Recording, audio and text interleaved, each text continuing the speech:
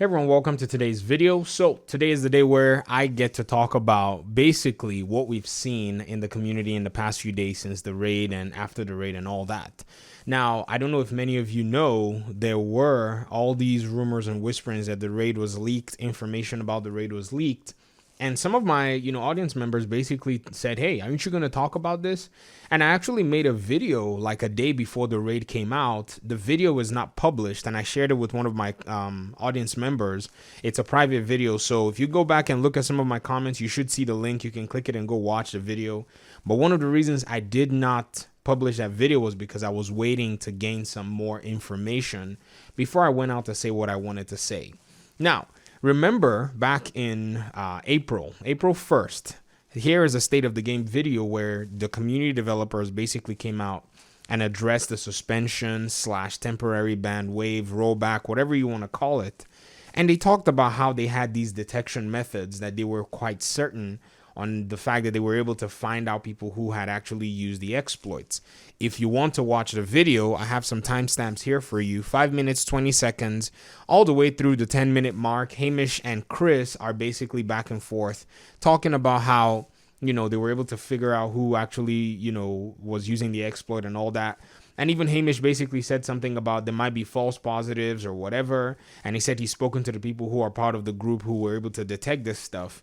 And guess what? They did a very poor job. They actually did not ban some people who had used this so-called, damage exploit. And what we had is the raid information eventually also was out there, and people had all kinds of data on what to do with the so-called world first. Now, you could say, it's not really a big deal. Let's just move on and keep playing the game. But I'm somebody who's defended this game because I actually wanted to. There are good parts of the Division 2, and this game as well has some of the most horrendous things that does happen. And I have to call this one out. So Marco Style, somebody who used to make videos on the Division, basically went on Twitter after the raid and said this. He said, also, now that the raid is over, it's time to come clean. Yes, I did the damage exploit for shade levels and gear, and yes, I had leaked raid information. None of them were because of Massive, though. I just got lucky not getting banned. Now, many people did this glitch according to them and said they didn't get banned. And now this has spilled over to Massive's own incompetence on keeping their own information, keeping their data, fortifying their game, basically leading to something where, everything is up in the air. This is one of the most embarrassing things that can happen, in my opinion, to a game developer. And many people actually tried to caution Massive about these rollbacks and said, in Destiny, whenever people find a glitch like that, the developers laugh about it and patch it up and move on. But Massive went ahead somehow thinking that taking the hammer to this was going to somehow show that they were trying to enforce something or whatever. The second side too is they eventually also went ahead and did their terms of service and, basically tightened up on all kinds of stuff. Put in a notification on our Uplay saying you have to accept these terms of service if you want to continue to use Uplay services. I think because they knew that they had messed up with all of this stuff here, or maybe because of the whole Last of Us thing, they went ahead and did that like it was going to scare anybody. Me, on the other hand, I was just laughing because I was like, yeah, it's nothing new. It's this. And I made a video showing that it was very similar to all the other terms of service out there. But I think that notification kind of, was their way of maybe doing some CYA on their own part because they probably knew that they had missed on something. Now, what's really interesting about this Marco's post, somebody said here on his post and said, you are honestly a funny guy, LMAO. And then they posted a screenshot of something Marco posted in March 31st. This was when people were saying, we used the damage glitch. Why did we get banned? And Marco posted this. It says, in quote, it's the bank's fault that I stole money because I found a loophole in their security system. The bank system was flawed, so the bank should be held accountable for me stealing the money. Yep, I'm not getting off Twitter today. Okay, so I think what he was saying is people were blaming Massive here about this. And his original post, if I was going to give it to him, he said none of them were because of Massive, though. I just got lucky not getting banned. Well, you can't say that, sir. You're saying it's not because of Massive, and then it's also because of Massive you didn't get banned. They're the only ones that basically have the power to ban you. So this statement is a whole bunch of hokey. I don't know who this young man thinks he's talking to. Maybe a bunch of third graders, or even third graders will call out this BS. Trust me, I know. And so I just feel like this is something that, this development team has lost the plot. I almost basically just made a video saying, hey, ladies and gentlemen, I'm out of this division madness. And many content creators have silently, stepped away. And many content creators, I can tell you for sure, and they've not told me anything, but I can tell you from what I'm sensing, they're going to drop this game when another game comes out. It's just the truth. We content creators, we have, kind of a code of conduct. We don't necessarily say everything. And as a content creator, when you're feeling something, you can always almost tell that other content creators are feeling the same thing. This is a slap and a spit in the face of the entire community vividly. And not only did Marco make this post, he went on and even kept, instigating. And on July 2nd, he made this other post and said, banned. But then somebody, Wobo, I don't know if you guys know who this is. This is somebody that used to make a lot of content for the division. Actually, a solid dude. Marco went ahead and said, just throwing more oil into the fire. It's not real.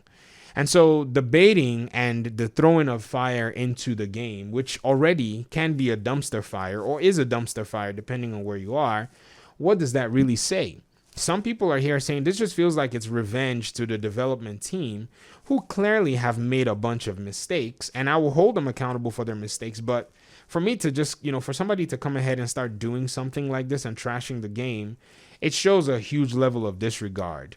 But at the same time, have the developers shown, a level of ownership of their game that would warrant that, these actions are bad?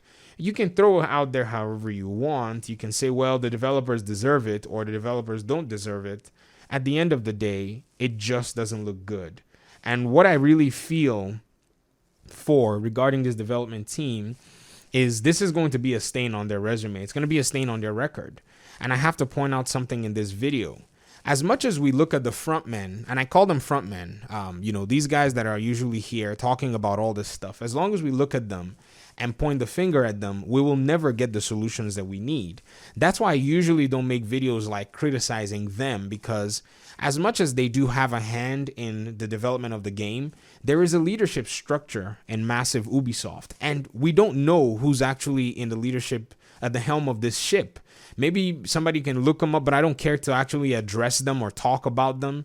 But they are terrible in their role. They've literally burned down this entire franchise, which was basically supposed to be, in my opinion, one of the most, I would say critical franchises that we've seen in years in years past and years to come. Because the game is so unique, so complex. No one is making a game like The Division. I would just hands down say it. Destiny, people say Destiny is better than Division. It's better than Division in popularity and many things that it does, but in complexity, Destiny is like first grade multiplication table. The Division is quantum calculus or quantum physics, whatever you want to call it, when it comes to complexity. Ask anybody that knows what we're talking about. They'll tell you that that's the case. And the leadership behind the helm should be very ashamed of themselves of how they've handled this entire game. And that's exactly why I don't. These guys are employees. I think that many times, because of all the things that happen, they get demoralized because they're the people that have to come sit in front of people and talk about it. And I think if we don't start looking at the way the leadership is actually running this game into the ground and actually pointing that out, we're missing the whole plot of the story. The criticism keeps flying over the head. These guys are there and, they're there to, basically earn a living, feed their families, take care of things. Many things, in my opinion, will probably be out of their control. All we're just doing is seeing them give us information that's coming from internally or from maybe above and from the top of the ladder. But I have to say, that top of the ladder has basically been rottened from wherever it is.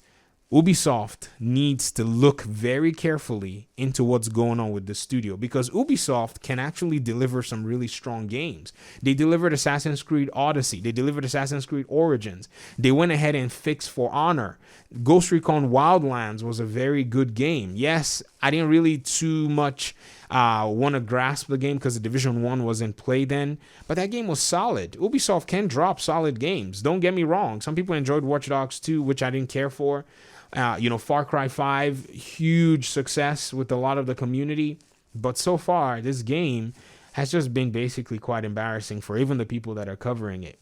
And I can see reason why many people have basically left the game. I have my allegiances. I try my best to be as loyal as I possibly can. And I have been loyal as I possibly can to this game and to this community. But this community also understands the challenges that this game faces. And I don't want to be the negative person on a Monday morning. People are going to comment and say you're just whining and all that stuff. People are going to comment and say, oh, you're a shill and all that stuff. For those of you that are saying all those things, it's your criticism. It's your opinion. I want to call you and say, why don't you come and try to make content for a game and see how, this ravaging world of YouTube gaming is basically going to snuff out the life out of whatever effort you try to put in. And so, it's really interesting to see all of this go on. And it's really interesting to see people like Marco actually trash this game and do this after basically Division 1 basically made him whoever the heck he is. Now, he could have done better in any other game. Don't get me wrong. I don't think the Division was basically the major reason. He is somebody that knows how to bring quality. He's a perfectionist, so things like that also can help. But to be very honest, the development team has not shown that kind of ownership for their game, for their community. And, for the new players who were not affected by this, I hope that this video doesn't change your outlook. I hope you continue to find the good aspects of this game and enjoy it. It's very difficult to remain, positive in many cases. I try, and even this video is the most positive version of what I can get across to you guys. This is basically me just saying that this game has basically, lost the sense of joy that the developers themselves used to bring to the table. I feel like they just don't care anymore. And maybe that's from internal and external pressure, pressure that's, coming from everywhere. But I don't think they have the buy-in. And that's one of the crazy things about game development and an ongoing development cycle is if your team doesn't have buy-in, these are the kinds of things that are going to happen. And I think that's where the leadership of this studio needs to basically be changed or change their approach. You've got to care about your developers. What I see here is just a lack of care for the people who are making this game. I don't know if you know anything about leadership, you know what this is. Many of you that are in the military, you know this more than I do. If you don't care about your squad and you don't care about your soldiers, you're not going to see the performance that you need. And I think this is what we're seeing here.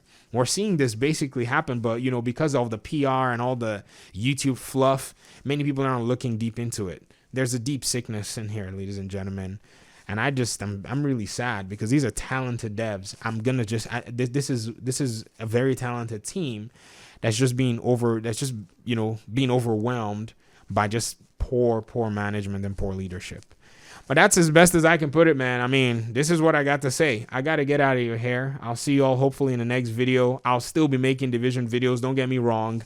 But I've told you guys in the past that when other games come out, that I'm going to be covering those games as well. So for those of you who've been longtime members of this channel, you already know what games those are. Not going to announce it in this video because, I mean, if you find the content, great. If you don't find the content, that's also fine. But many of you who are OGs, you guys already know what's going down. So thank you once again for your time and audience.